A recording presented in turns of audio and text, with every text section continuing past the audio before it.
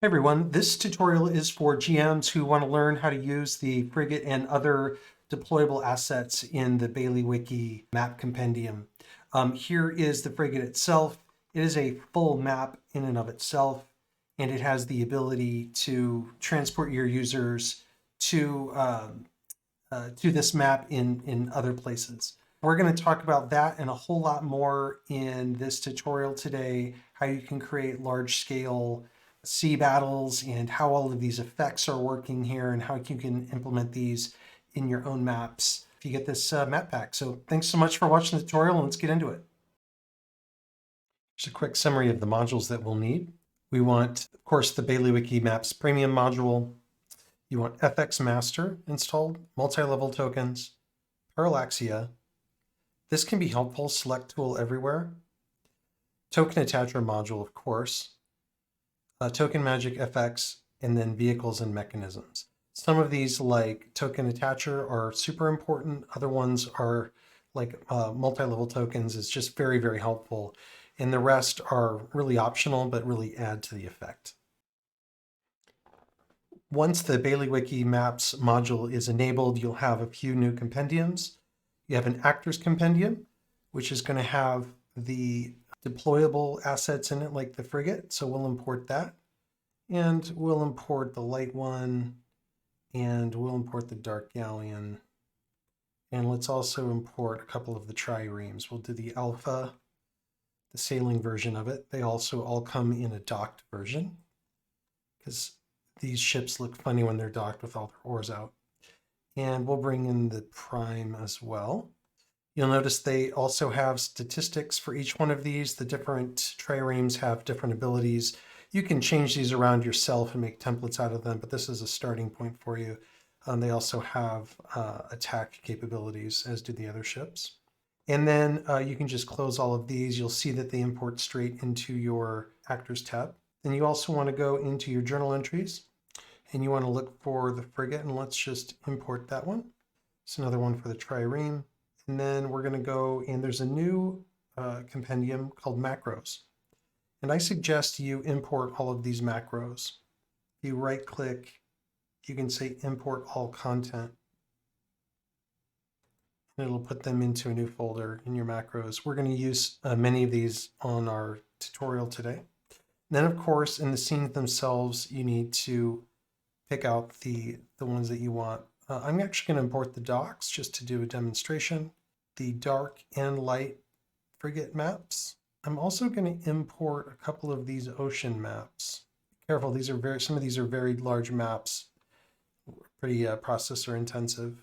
And then I'm going to import those same triremes that I had the actors for. So I'm going to do the alpha, and I'm going to do the prime. Okay, so that should be all of our setup. We have all of our scenes that we've imported. We have all of our deployable actors imported, and then we've also got our journal entry and macros.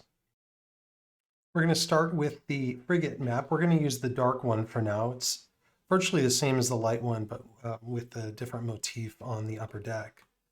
And what I'm going to do is kind of walk you through how this works. There are some tips on each of these maps to help with certain things, like, for example, macros to turn off the parallaxia and other things like that.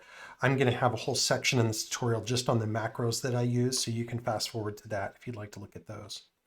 In the meantime, if we're looking at this ship, and if I drag an actor onto my ship, we have 3 levels. The top level has lights. It has ambient sound. It's also got these journal icons, which are used to teleport. It's got walls, and it's got these teleport locations here. Here's one here over that staircase. Here's one over the hold. Here's another one over that staircase. And then there's actually one large one over the entire ship. This is actually not a teleport pad. This is a vehicles pad to help when you drag this ship around in other maps, it'll take tokens with it. You have, of course, the image of the ship itself. And then you have this special control token right here. If I click on it and turn the sound up, you can hear it works like another token. Attached to this token are all the elements of this ship. And we're going to talk about how to use this here in a second when we talk about going outside of this map. In the meantime, what we can do with our player, this is an automatic teleport. If I jump down in there, it'll automatically teleport me to that level below. Now you're looking through the GM's view. The player will always automatically follow his player as they teleport. The GM may or may not, depending on if you're going up between scenes. But as you can see, my player is standing here. If I go back up to this level, you can see he's also being projected using Multilevel Token up to that level. In this way, your players can jump between levels here and still feels like it's one cohesive map. Again, click to teleport. And you have a number of rooms down here that your players can claim. You know, they can just be in the bunk area. They can have battles down here. You can also see that there's plenty of rooms here if they want to make this their base. These are areas that they can come and colonize themselves. Here's the mess hall where the cook works. And here's the brig. Here's the captain's quarters. And that's essentially how you navigate the main ship. Now we're going to look at how to take and drop the Dark Frigate into any other map. So if you have token attacher installed and active, then you can select this token and you can delete it, and it will delete the entire top part of the ship, leaving the bottom two layers. Now, if we go into another map, let's use our ocean map. If you notice the waves are slightly rippling, I'm going to show you how to do this. This map is also enabled for Parallaxia. We'll show when we get into the macro section. But let's go into our Actors tab where we imported the Dark Frigate, and let's drop it into our map here. There's some other things going on with drop shadows and token magic that I'll show later in the macro section. But for right now, let's just show a player walking around on the ship.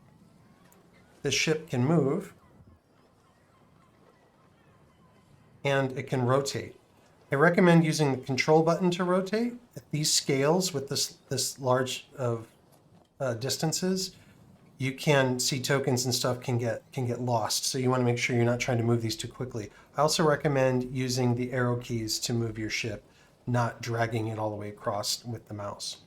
Now, let's talk about what happens here though. We just moved the whole top of the ship. If I jump back in there, you'll see my player is still down there. What happened was he teleported back to the lower decks, because that's the same exact ship with the same teleport functions built into it, coded to this Frigate Dark map. And so this is important to know. You can never have more than one of these Frigate Dark map scenes in your world, or Multilevel Token will randomly choose which one to send your player to. Likewise, you can't have more than one top of your ship in any one world. You can't have this top of your ship in any one world either, because it won't know where to teleport them back to. So anytime that you leave this map, when you're done, you need to delete the top of your ship and redeploy it somewhere else, or just redeploy it where it was before.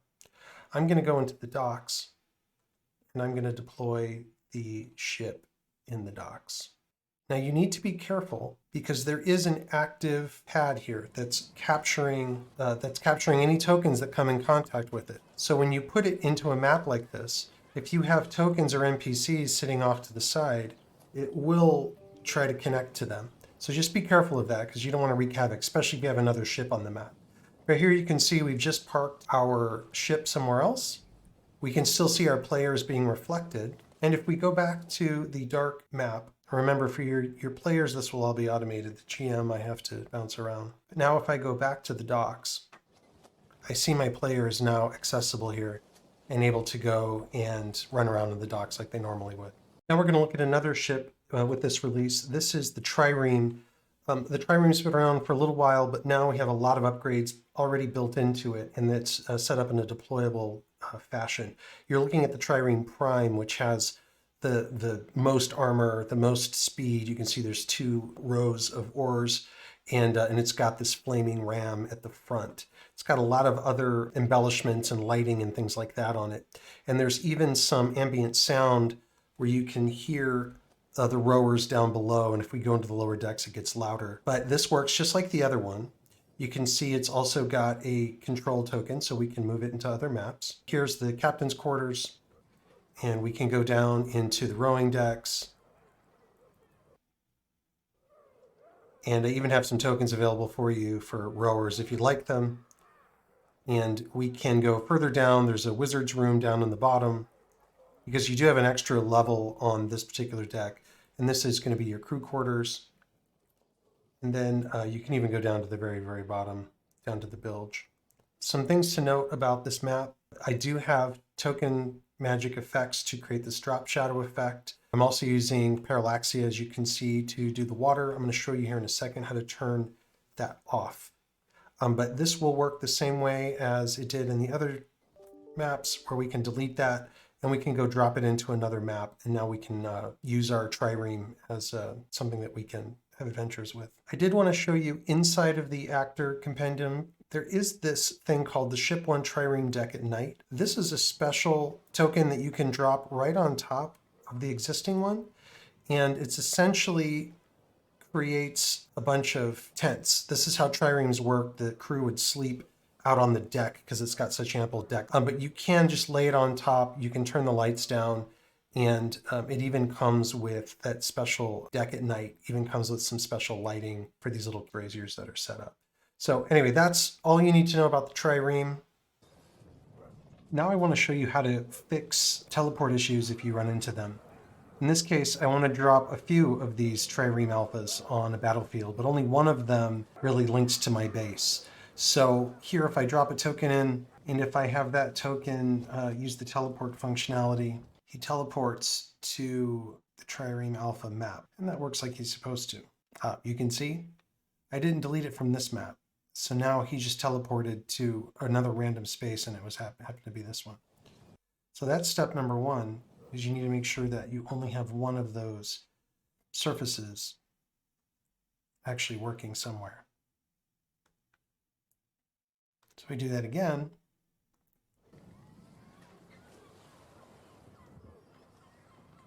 You can see he randomly teleports over here because these two teleporters are working on the same code. It's just Multilevel Token is randomly choosing which one to send him to next. And in this case, he was actually sent to the right place. And that's right here. So now he's at the lower decks like he should be. So let's figure out how to fix that in the future. We'll say this is our ship. This is the one we want. For these other ones, you can do it as simple as you can delete. There's 3 hotspots here that will teleport. They're marked by anchors. You can simply delete them. This one I could delete it here, here, and here. And now this boat will never teleport somebody to a lower deck. It's only there for a naval battle on the surface. Likewise, I could change the code. If I double click on it, go to multi-level, you call it Trireme Alpha 2. Hitting enter will save it. Do the same thing here. Do the same thing here. Now what I can do is I can duplicate my Trireme Alpha, and in this lower decks, I can use the same code. I'll double click here, call it Trireme Alpha 2. Some of these go to the lower decks. You don't need to worry about those. You just need to find the ones that goes to the lower deck. There's another one. The last one's in the captain quarters. Now I've just coded into my game a second Trireme Alpha that I can use as a second base. If I drag a player in,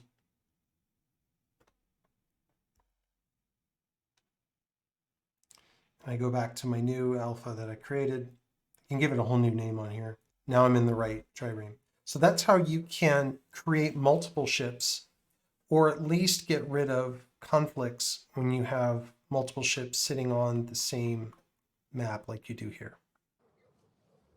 Now we're going to talk about the macros that I've included now in a new macro compendium. I've imported all of those macros into my macro folder, and then I've dropped all of them into my quick access bar. The first one we're going to talk about is Parallaxia off and Parallaxia on. Now, most of these ocean maps and many of the trireme maps and others have this tile here that's just an ocean tile. And it's got a couple of different attributes that I want to explain. And you need to be careful with these attributes because there's a conflict that you can create with them. First of all, you can notice that these waves are undulating. Well, that's because I'm using token magic effects to actually create that. I have in here something called water ripple, and that causes the water to wave like this. I think it's a great effect, especially when you're sitting in a static environment like this, to have the water moving. If you want to turn that effect off, you can use this delete filters on selected. And you can see my water is now frozen. Likewise, I've enabled Parallaxia metadata on here. You can find that because Parallaxia is turned on. There's a little waterfall icon here. If you click on that waterfall icon, it'll automatically engage Parallaxia with whatever the last settings were that you had on it. And you can see now that my water is moving. So if my ships were configured to be going in a certain direction, that's how you can make your ships travel in a fleet, for example. To turn Parallaxia off, you just need to use this macro, and it'll freeze it. And this one will unfreeze it. The thing I want you to be careful of is never, here, watch this. If I select this tile, and then I say I want the water to ripple, now my water is rippling. What you never want to do is then turn Parallaxia on as well. It would freeze this map and crash. And you'd have to restart Foundry. So never use water ripple and Parallaxia at the same time. You can actually use them in the reverse order, but you need to experiment. Don't do it live in your game. In general, just avoid it. Some other things that you should know about. If you notice these really great drop shadows, they're all kind of going in the same direction, like the same kind of light source. That's because I'm also using FX or token magic effects to make that effect. So if I select this tile here and I delete everything on it, you can see that that drop shadow goes away. But it really flattens the image and it flattens the asset quite a bit. So what I've included in my macros is just a bunch of pre-built drop shadows. Because this is the Galleon, this is a much taller ship, I use the taller drop shadow for that one. But for this, the Trireme, which is a much shorter ship, I'll use the smaller drop shadow.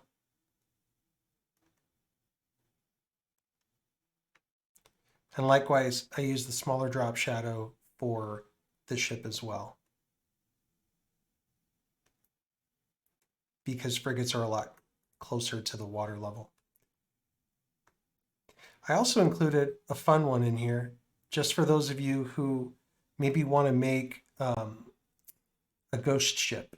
So I'm going to use the dark Galleon for this.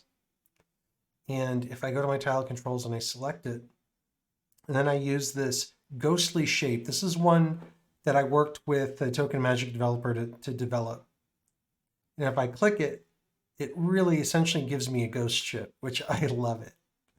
And you can apply this, anywhere. It works the same way. You can even save this as a ghost ship asset. If I made a copy of the Dark Galleon, for example, I'll just show you how it works. I can duplicate that. Now I've got a copy. And I want to call this one Ghost Ship.